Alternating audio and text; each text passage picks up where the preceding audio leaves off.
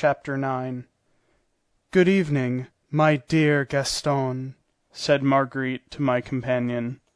"I am very glad to see you.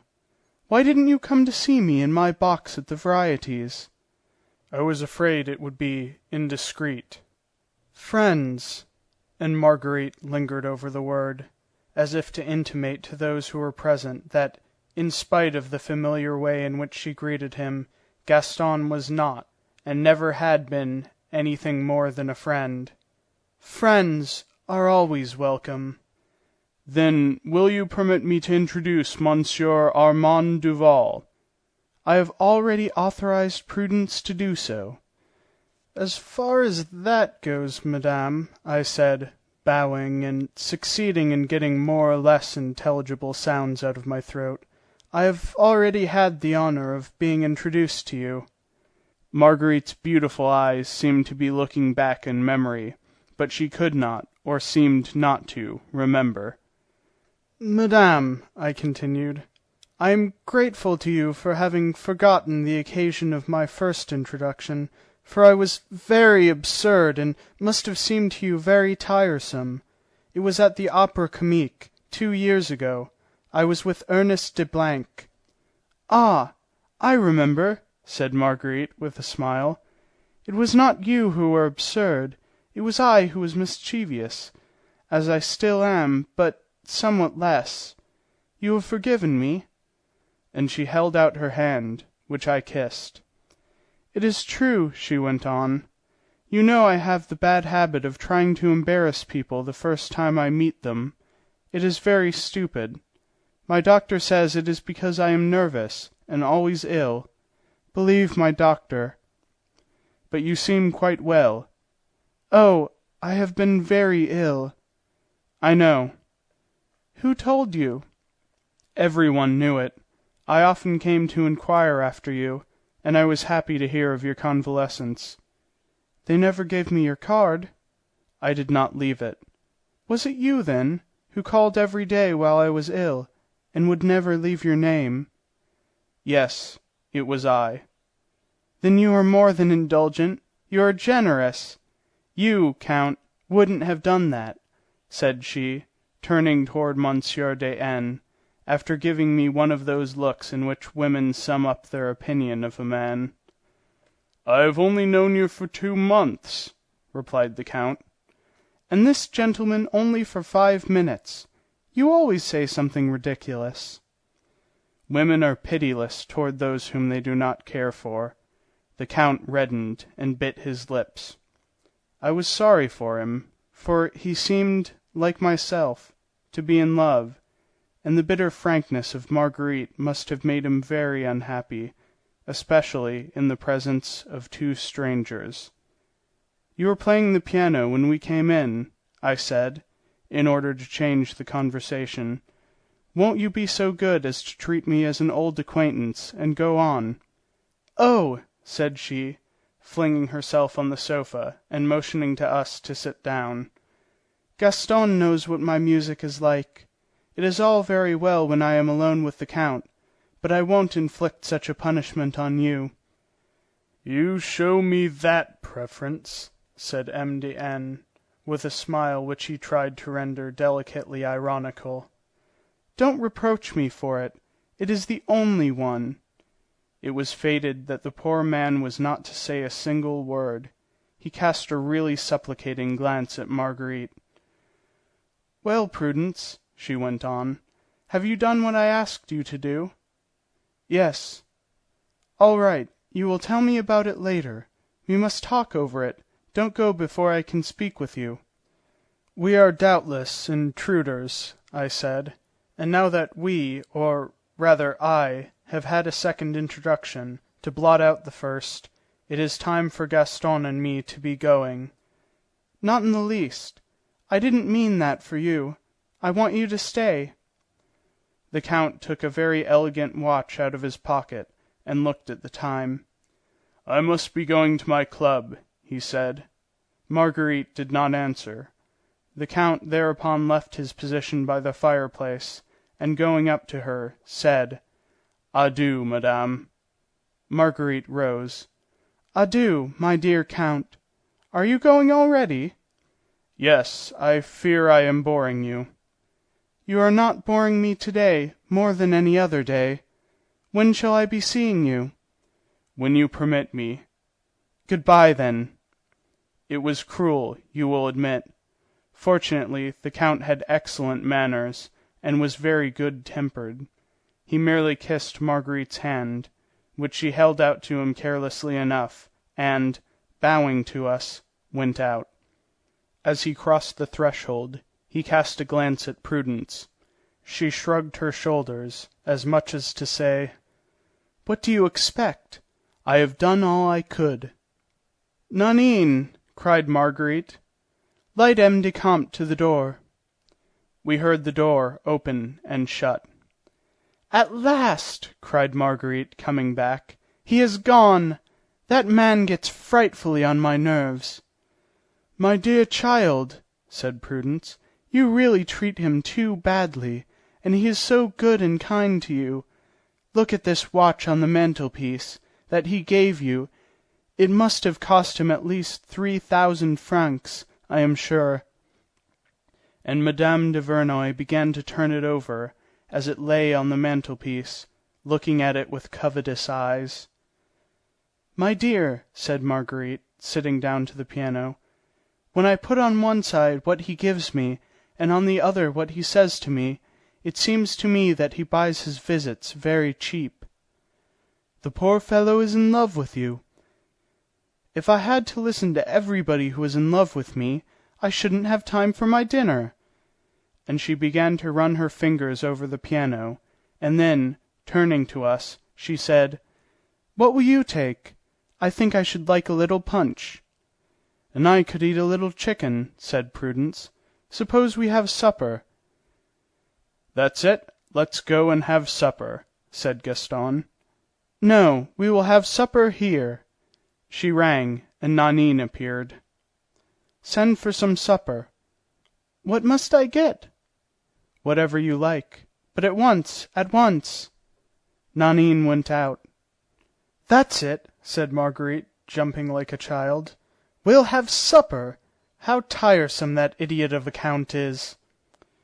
The more I saw her, the more she enchanted me. She was exquisitely beautiful. Her slenderness was a charm. I was lost in contemplation. What was passing in my mind I should have some difficulty in explaining. I was full of indulgence for her life, full of admiration for her beauty. The proof of disinterestedness that she gave in not accepting a rich and fashionable young man, ready to waste all his money upon her, excused her in my eyes for all her faults in the past. There was a kind of candor in this woman. You could see she was still in the virginity of vice. Her firm walk, her supple figure, her rosy, open nostrils, her large eyes, slightly tinged with blue, indicated one of those ardent natures which shed around them a sort of voluptuous perfume, like Eastern vials, which, close them as tightly as you will, still let some of their perfume escape. Finally, whether it was simple nature or a breath of fever, there passed from time to time in the eyes of this woman a glimmer of desire, giving promise of a very heaven for one whom she should love. But those who had loved Marguerite were not to be counted, nor those whom she had loved. In this girl there was at once the virgin whom a mere nothing had turned into a courtesan, and the courtesan whom a mere nothing would have turned into the most loving and the purest of virgins. Marguerite had still pride and independence, two sentiments which, if they are wounded, can be the equivalent of a sense of shame. I did not speak a word. My soul seemed to have passed into my heart, and my heart into my eyes. "So," she said all at once, "it was you who came to inquire after me when I was ill?" "Yes." "Do you know, it was quite splendid of you. How can I thank you for it?" "By allowing me to come and see you from time to time." "As often as you like, from 5 to 6, and from 11 to 12. Now, Gaston, play the Invitation à la Valse." "Why?" "To please me, first of all, and then because I can never manage to play it myself." "What part do you find difficult?" "The third part, the part in sharps." Gaston rose and went to the piano, and began to play the wonderful melody of Weber, the music of which stood open before him. Marguerite, resting one hand on the piano, followed every note on the music, accompanying it in a low voice, and when Gaston had come to the passage which she had mentioned to him, she sang out, running her fingers along the top of the piano: "Do, re, mi, do, re, fa, mi, re." "That is what I cannot do. Over again." Gaston began over again, after which Marguerite said, "Now let me try." She took her place and began to play, but her rebellious fingers always came to grief over one of the notes. "Isn't it incredible," she said, exactly like a child, "that I cannot succeed in playing that passage? Would you believe that I sometimes spend 2 hours of the morning over it? And when I think that that idiot of a count plays it without his music, and beautifully, I really believe it is that makes me so furious with him." And she began again, always with the same result. "The devil take Weber, music and pianos!" she cried, throwing the music to the other end of the room. "How can I play 8 sharps one after another?" She folded her arms and looked at us, stamping her foot. The blood flew to her cheeks, and her lips half opened in a slight cough. "Come, come," said Prudence, who had taken off her hat and was smoothing her hair before the glass. "You will work yourself into a rage, and do yourself harm. Better come and have supper. For my part, I am dying of hunger." Marguerite rang the bell, sat down to the piano again, and began to hum over a very risky song, which she accompanied without difficulty. Gaston knew the song, and they gave a sort of duet. "Don't sing those beastly things," I said to Marguerite, imploringly. "Oh, how proper you are!" she said, smiling and giving me her hand. "It is not for myself, but for you." Marguerite made a gesture as if to say, "Oh, it is long since that I have done with propriety." At that moment Nanine appeared. "Is supper ready?" asked Marguerite. "Yes, madame, in 1 moment." "Apropos," said Prudence to me, "you have not looked round. Come, and I will show you." As you know, the drawing-room was a marvel. Marguerite went with us for a moment. Then she called Gaston and went into the dining-room with him to see if supper was ready. "Ah," said Prudence, catching sight of a little Saxe figure on a side table, "I never knew you had this little gentleman." "Which?" "A little shepherd holding a bird-cage. Take it, if you like it." "I won't deprive you of it." "I was going to give it to my maid. I think it hideous, but if you like it, take it." Prudence only saw the present, not the way in which it was given.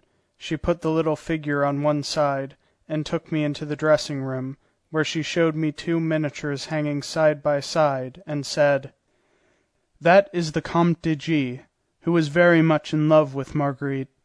It was he who brought her out. Do you know him?" "No." "And this one?" I inquired, pointing to the other miniature. "That is the little Vicomte de L. He was obliged to disappear." "Why?" "Because he was all but ruined. That's one, if you like, who loved Marguerite." "And she loved him too, no doubt."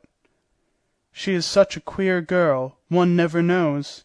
The night he went away she went to the theatre as usual, and yet she cried when he said good-bye to her." Just then Nanine appeared, to tell us that supper was served. When we entered the dining-room, Marguerite was leaning against the wall, and Gaston, holding her hands, was speaking to her in a low voice. "You are mad," replied Marguerite. "You know quite well that I don't want you. It is no good at the end of 2 years to make love to a woman like me. With us it is at once or never. Come, gentlemen, supper." And, slipping away from Gaston, Marguerite made him sit on her right at table, me on her left, then called to Nanine. "Before you sit down, tell them in the kitchen not to open to anybody if there is a ring." This order was given at 1 o'clock in the morning. We laughed, drank, and ate freely at this supper. In a short while mirth had reached its last limit, and the words that seem funny to a certain class of people, words that degrade the mouth that utters them, were heard from time to time, amidst the applause of Nanine, of Prudence, and of Marguerite. Gaston was thoroughly amused. He was a very good sort of fellow, but somewhat spoiled by the habits of his youth. For a moment I tried to forget myself, to force my heart and my thoughts to become indifferent to the sight before me, and to take my share of the gaiety which seemed like one of the courses of the meal. But little by little I withdrew from the noise. My glass remained full, and I felt almost sad as I saw this beautiful creature of 20 drinking, talking like a porter, and laughing the more loudly, the more scandalous was the joke. Nevertheless, this hilarity, this way of talking and drinking, which seemed to me and the others the mere results of bad company or of bad habits, seemed in Marguerite a necessity of forgetting, a fever, a nervous irritability. At every glass of champagne her cheeks would flush with a feverish color, and a cough, hardly perceptible at the beginning of supper, became at last so violent that she was obliged to lean her head on the back of her chair and hold her chest in her hands every time that she coughed. I suffered at the thought of the injury to so frail a constitution, which must come from daily excesses like this. At length something which I had feared and foreseen happened. Toward the end of supper Marguerite was seized by a more violent fit of coughing than any she had had while I was there. It seemed as if her chest were being torn in two. The poor girl turned crimson, closed her eyes under the pain, and put her napkin to her lips. It was stained with a drop of blood. She rose and ran into her dressing-room. "What is the matter with Marguerite?" asked Gaston. "She has been laughing too much, and she is spitting blood." "Oh, it is nothing.